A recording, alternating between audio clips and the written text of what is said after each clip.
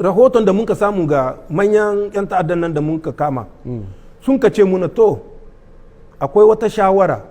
da ake yi amma shugabannin najeriya sun san da ita shine akwai wani daji da aka ce ma gaba nan wajen sokoto ga gayinsu yake dajin nan ana son a maida shi tsibiri ne na 'yan ta'adda waɗanda aka ce ma lakurawa wannan wasiƙa ta rijejeniya watan mars wata na 3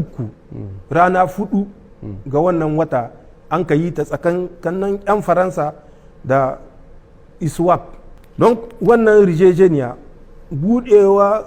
wurin da aka ce ma na lakurawa cikin dajin gaba can za a budewa wani tsibiri wani gungu da 'yan ta'adda ne za su watsuwa wannan sokoto ne zamfara ne kebbi ne duka za su watsuwa amma ya ce muna wallahi shugabannin najeriya suna da labari to mu sai mun ka ɗauki zancen nashi ƙarya shi kai don bai son mu ba najeriya wannan bayanin ne tunda muna dibin da mu da najeriya allah na tuba ba ta yiwa mu ji abin da zai cuta musu mu ɓoye shugabansu na rahoto da bayani mun ka kiraye shi mun ka ce mai to kaga abin da faransa ke da niyyar yi tunda ba mu yi tsammani ba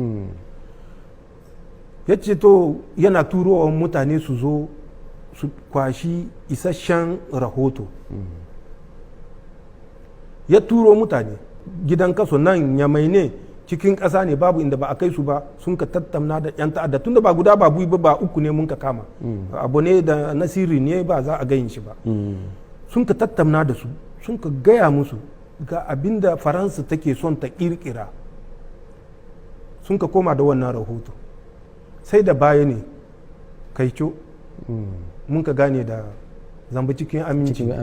da baya mun ka gane sa'annan har an yi ɓanna tunda mun aminci mun ka bi